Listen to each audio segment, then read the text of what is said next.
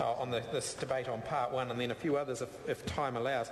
The first thing I wanted to do was to go back to the comments the Minister made before and just underscore one of the points that my colleague Grant Robertson raised around the importance of the personal relationships between a limited statutory manager and a commissioner and the school community that they are there for. And I want to actually go a little bit wider than that and talk about the issue of one school board potentially temporarily taking over another school board, and I guess stress some caution in the potential for the damage that could exist in relationships between schools if an environment were created where a school that was struggling was seen to, I guess, be threatened by another nearby school potentially with a takeover, if you like, albeit even on a temporary basis. And so I think this is, and I can think of a couple of schools in my electorate who are struggling, who have much stronger schools. I know Trevor Mallard did his best to try and reduce the number of schools in the electorate, but there are still a few schools. There are still schools in my electorate that are struggling, and there are schools reasonably close by to some of them who are much stronger.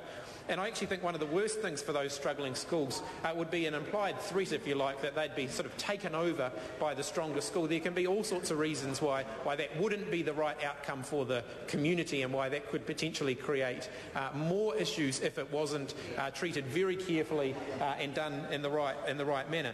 And so that's one of the reasons why I think the amendment that was made at the Select Committee to prevent a school board taking on the role of a commissioner or limited statutory manager type function for another school, the committee prevented that from happening. I think that was a very, very sensible thing for them to do, because I have spoken to the school boards and school principals in my area who have been the subject of limited statutory management, and they have really emphasised to me the importance of that personal relationship.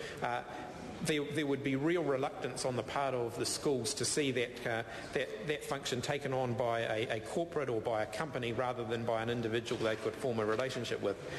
The second point I want to raise is around the importance of careers counselling, and speak in particular in favour of a colleague put forward, of an amendment put forward by my colleague Grant Robertson, that would require school principals to ensure that schools provide guidance and counselling on career choices and career pathways. Because I think, as we've seen in the House just yesterday, in fact, there are significant risks if somebody embarks on a course of study without knowing fully what they're getting themselves in for, and without being fully prepared.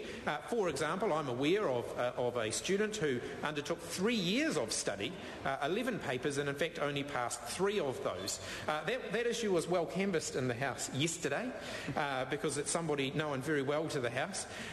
And had there been adequate counselling prior to that course of study being undertaken, perhaps Stephen Joyce might have had a little bit more success in his course of study had he been given appropriate guidance and counselling. That's something that I think all students should have access to, particularly in an environment where the government is talking about increasing the penalties, the sanctions, reducing the ability to re-enrol for students who do not successfully complete their courses of study.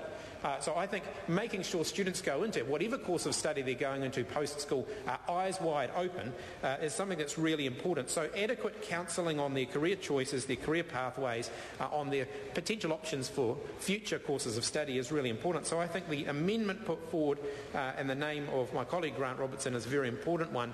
And of course that restores an amendment that was part of the original bill that put forward by the previous Labor government, which most of the amendments in this bill put forward by Anne Tolley, in fact, pick up those. They didn't pick up that one. Grant Robertson's amendment puts it back in, and I think that's really important. Grant Robertson's amendment, another amendment that Grant Robertson has put forward, clarifies to a much greater extent the functions of a school board of trustees. And I think that this is really important, and I don't think there could be really any legitimate argument to say why these functions of a school board of trustees shouldn't be enshrined in legislation. For example, 60AA1B, ensuring that education is provided to each student enrolled at the school. There can be nothing more fundamental than a school board of trustees making sure that education is provided to the students enrolled at that school. I don't see any reason, any legitimate argument to say that that's not something that should be specifically enshrined in legislation. I call Rahu.